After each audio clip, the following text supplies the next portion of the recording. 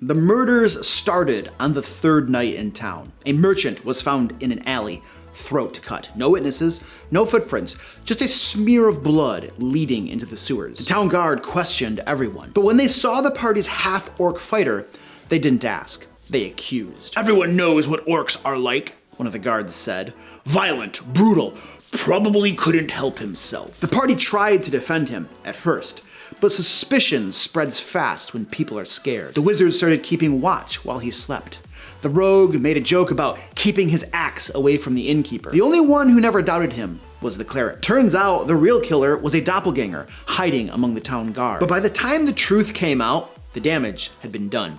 The half-orc left the party that night and didn't say goodbye. That game haunted me. Not because of what I did, but because of what the game's world told the players to believe. And it made me wonder, why do we expect orcs to be evil in the first place? Hello folks, welcome to the DM Lair. I'm Lucar, and on this channel I share my nearly 30 years of Game Master experience so that you can run amazing games that your players will love. And today we're talking about the history and evolution of orcs in D&D.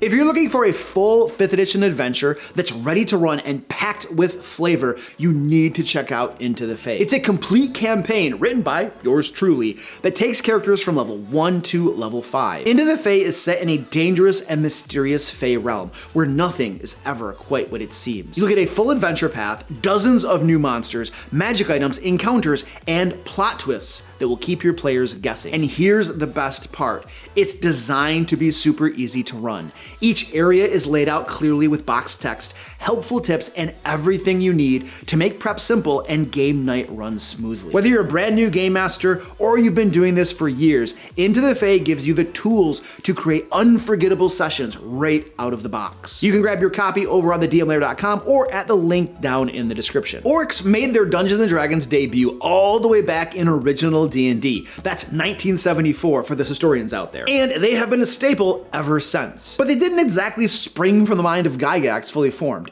Most people agree that D&D's orcs were heavily inspired, or let's be honest, stolen from the works of J.R.R. Tolkien. You know, the snarling, brutish enemies from the Lord of Rings who march in endless hordes and scream about meat. Back then, borrowing from Tolkien was practically a hobby in the game design world.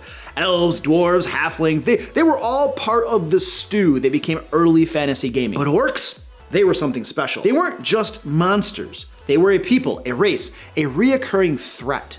And that made them one of the first villain species baked into D&D from the very beginning. Over the decades, that simple origin, they're bad because they're orcs, would lead to, well, let's just call them complications. But before we get into that mess, let's look at how orcs were actually presented in those early editions. For a long time, orcs didn't really change much. From OD&D through Basic, AD&D, and even 2nd edition, they were basically copy-pasted across books with a fresh coat of paint each time, sometimes literally. Mechanically, they were aggressive mammalian carnivores, the most common monstrous humanoids you'd run into while dungeon delving. They looked like primitive humans with gray-green skin and coarse body hair, and in the early editions, they were often illustrated with pig snouts or dog-like faces. That whole green orc thing that we all recognize today, well, that really came from the Dungeons & Dragons cartoon, which swapped out the gray for green and burned that look into the minds of an entire generation. Culturally, orcs were brutal. They believed that only the strong should survive, so naturally the biggest, meanest orc led the tribe. They were considered part of the goblinoid family tree, hanging out with goblins, hobgoblins, and bugbears, and they all reported up the same cosmic chain of command. Grumpsh, the god of slaughter, who was first detailed in Dragon Magazine number 62. Orc raids were savage and violent, and to be blunt, early source books didn't shy away from implying that half-orcs were often the result of truly horrific acts done to human women during those raids. Yep, depending on the edition, orcs were either lawful or lawful evil, which meant they followed structure, hierarchy, and yes, even codes. It's kind of fascinating when you think about it. D&D portrayed orcs as mindless savages, but also gave them order and divine structure. You can almost feel the game trying to decide what orcs really were. And then 2nd edition did something wild. It gave us good orcs. Deep in the Forgotten Realms, tucked away in the far reaches of the Tortured Lands, lived the Andante. These weren't your average axe-wielding raiders. These were peaceful, lawful good orcs who followed the goddess Eldath, patron of peace and quiet places. They were farmers, pacifists. They could cast divine spells like Sanctuary and basically just wanted to be left alone. The Andante were clearly written as a kind of cosmic counterweight to everything orcs had been up to that point. They didn't spread or redefine the orc culture across the game world, but they cracked open the door.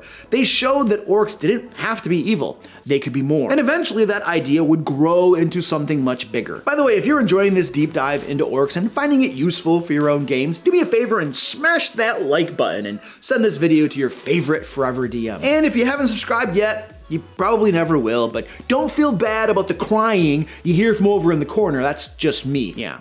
Crying in the corner. Then came the year 2000. Y2K didn't break the world, but 3rd edition sure tried to update it. When Wizards of the Coast took over D&D and published 3rd edition, they gave orcs a bit of a facelift. Gone were the pig snouts and cartoonish features. Now orcs had gray skin, at least officially, black hair and wolf-like ears. Though, let's be honest, the art department didn't quite get the memo because orcs were still green in most of the illustrations. Classic D&D. Lore says one thing, art does another. Mechanically, they also added a new drawback. Orcs now had light sensitivity. Sunlight and bright light gave them penalties, reinforcing the idea that they were creatures of the dark, literally and metaphorically. But the biggest shift was cultural. In earlier editions, conquest was just something orcs did. In 3rd edition, conquest became what orcs believed in. The monster manual flat out said they thought survival required conquest. They had to conquer or be conquered. That belief system made them even more firmly entrenched as enemies, not just aggressive, but ideological. Then came the real problem. Female orcs were described as prized possessions at best and chattel at worst. Yeah, that's a direct quote. Orc society wasn't just brutal, it was explicitly misogynistic. Not only was this deeply uncomfortable for some, it reinforced a whole bunch of stereotypes that had already been lurking under the surface for years. However, it must be pointed out that orcs were portrayed as evil creatures. So shouldn't we expect that they should be engaging in evil practices and have evil belief systems? And yet, for some reason, the fact that evil creatures did and believed evil things was still somehow unacceptable. Go figure. Oh, and orcs were no longer goblinoids. Starting with 3rd edition, orcs became their own distinct creature type, and their alignment switched from lawful evil to full-on chaotic evil, which basically cemented them as unpredictable, irredeemable monsters. So yeah, 3rd edition gave orcs a makeover, but instead of softening them or adding nuance, it doubled down on making them monsters, meaner, darker, and even harder to redeem. When 4th edition rolled around, it kept the momentum from 3rd edition, but instead of diving deeper into orc lore, it kind of stepped back. Like most monsters in 4th edition, orcs got less lore in the actual monster manual. Instead of a big write-up about their culture or history, you got a handful of stat blocks, a quick flavor paragraph, and a section explaining what your character might know about them with a decent skill check. The focus was clearly on combat first, lore second. And what little lore they did include, yeah, it didn't do orcs any favors. According to 4th edition, orcs didn't really have a society, at least not one that counted. The book literally says that they have what passes for a society and describes them as savages with no particular sense of honor. It also goes out of its way to say orcs don't build their own homes. Instead, they just squat in natural caves or take over the ruins of more skillful races, and then slap up some crude defenses and call it a day. Visually, 4th edition also locked in the all-gray skin tone for orcs. The monster manual illustrations showed them looking more brutal and animalistic than ever, snarling, hunched, covered in bone armor and rage. If you were looking for nuance, you weren't gonna find it in this edition. To be fair, 4th edition did introduce more mechanical variations, orc reavers, blood ragers, berserkers, war priests, but as for cultural development or moral complexity, no. Orcs stayed squarely in the barbaric enemy box. Just more violent, more savage, more gray. When 5th edition launched, orcs didn't change much. In fact, they looked a lot like their 3rd edition version. Still gray-skinned, still brutal, still chaotic evil, and still positioned squarely as enemies. The pure savagery of 4th edition got dialed down a bit, but not by much. Orcs were still monstrous humanoids, still raiders, still antagonists for your heroic adventuring party to clobber on the way to the boss fight. Then the internet happened. As the TTRPG scene exploded online, on Reddit, Twitter, and all the usual suspects, people started asking harder questions. Posters began digging into the origins of orcs and resurfaced old academic critiques of Tolkien's writing. Some claimed that Tolkien's orcs were modeled after Mongol stereotypes. Others, like Australian scholar Helen Young, argued that orcs often resonate with anti-black racist stereotypes. The result? The internet did what it always does. It melted all those ideas together, and soon people were saying Tolkien was a racist and orcs were a stand-in for real-world marginalized groups. Whether you agreed or not, orcs became a lightning rod, a battleground. Suddenly people weren't just debating hit points and stat blocks. They were fighting to reclaim or redefine what orcs meant in the game. And then D&D's designers started to respond. Volo's Guide to Monsters was the first attempt to give orc culture some depth.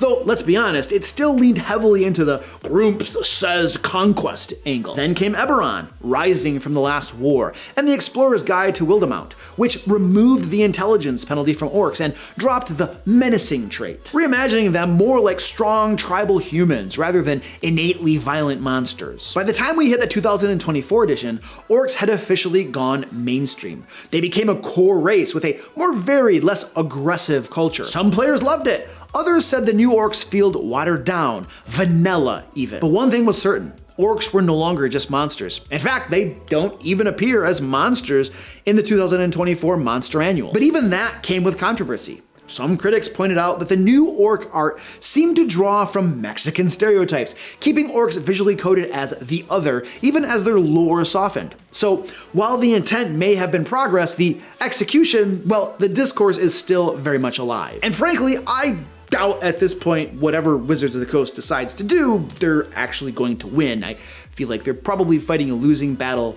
with people who will never be pleased with whatever they do decide to do. How to use orcs in your campaigns. Okay, we've talked a lot about orc lore, but what about actually using orcs at the game table? Because let's be real, even with all the nuance and controversy, orcs are still one of the best pop them into a game and go monsters in D&D. There's even a phrase for it, orcs attack. Matt Colville coined it, and it's basically shorthand for the game master needs something exciting to happen, so bam, combat encounter. And you know what? It works. Because orcs are exciting, they're aggressive, loud, and chaotic. They bring energy to a session instantly. Now, sure, you can use orcs like any old monster, but they really shine in a few specific scenarios. Ambushes? Perfect. You insulted our god, now we fight. Even better. And if you want a big skirmish or a low-level war, orcs are your go-to troops. They're ideal for siege warfare, raids, and any campaign where a larger force is pushing against civilization. They also slot beautifully into the train with the villagers trope, like in every great samurai movie ever made. Or that Mandalorian episode where the heroes prep a tiny town to survive a massive assault. That, but with orcs on wargs instead of stormtroopers. In combat, orcs are generally straightforward. They rush in, they swing, they scream. It's actually a nice break from overly tactical battles. You don't have to overthink it, just let the chaos fly. But if you do want to get fancy, I can't recommend Keith Amon's The Monsters Know What They're Doing enough. He's got a whole breakdown of orc tactics that turns them from cannon fodder into a real strategic threat. So whether you want to use them as disorganized brawlers or disciplined shock troops under a warlord's banner, orcs can fit the role. It's all about how you present them and how much nuance you want to give them. Look, I grew up playing D&D in the 80s and watching the 80s. Was I playing in the 80s? I think I started playing in the 90s. Watching the cartoons and stuff. So for me, orcs will always be those classic TSR era monsters.